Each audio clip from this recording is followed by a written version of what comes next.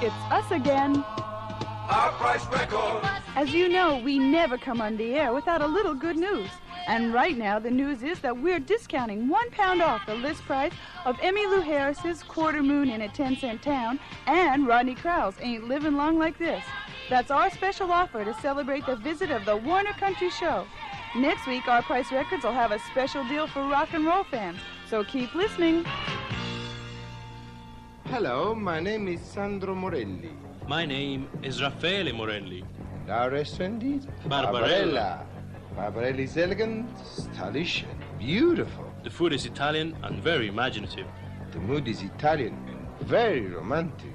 Barbarella is like a garden of flowers. Real fondant. And you can dance till 3. Barbarelli is at 428 Fulham Road, and we welcome the American Express car. Don't leave home without it. How is that? 194 meters medium wave, stereo 95.8. You're listening to Capital Radio. Independent Radio News at 11, David Geary. Prime Minister James Callaghan is due back home soon after his successful talks in Nigeria with Zambian President Kenneth Kaunda. The two leaders said they'd reached agreement on the problems of Rhodesia and Namibia, but they declined to say exactly what these were. Meanwhile, Rhodesian Premier Ian Smith has denied reports that he's invited Mr. Callaghan to Salisbury. The reports, carried in 3 British national Sunday newspapers, claim that Mr. Smith wanted to discuss a possible end to UDI and a return to British sovereignty. But an official spokesman for the Rhodesian leader says there are absolutely no foundations for such a discussion. Police have launched a murder hunt in Birmingham after the death of a Chelsea fan who was pushed under a bus. The incident follows a scuffle with 8 rival supporters shortly before kick-off in the match between Chelsea and Birmingham City. Deputy Chief Constable of West Midlands Police, Maurice Buck, says the death should be a warning to all members of the football-going public. A loss of life under these circumstances is so appallingly wasteful. Here we have people going about normal Saturday afternoon recreation, a bit of fun, to go and watch a game of football.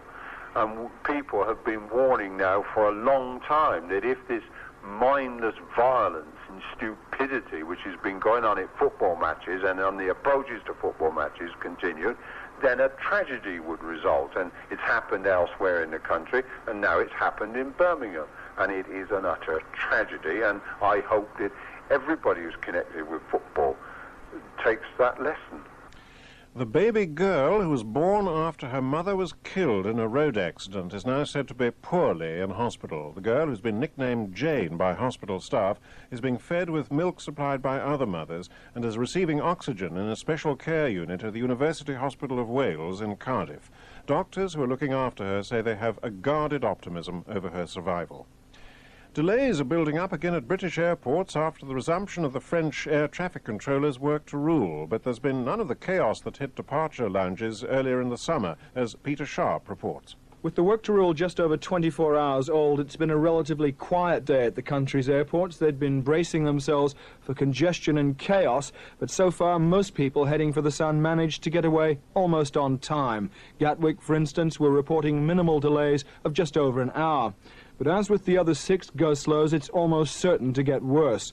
Advice from the British Airports Authority: show up for your flight on time, but don't go near an airport unless you're travelling. In the past, people seeing off their friends on holiday have added to congestion. All airports are now fully prepared for the work to rule, which is expected to last until the end of the month. Peter Sharp, IRN.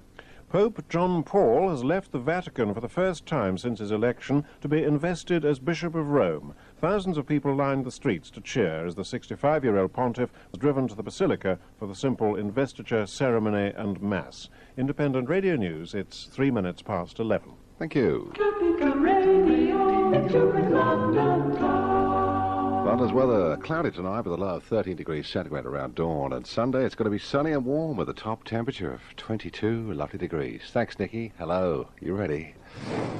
Here we are. Saturday night, supercharged and fuel injected. Rock and roll.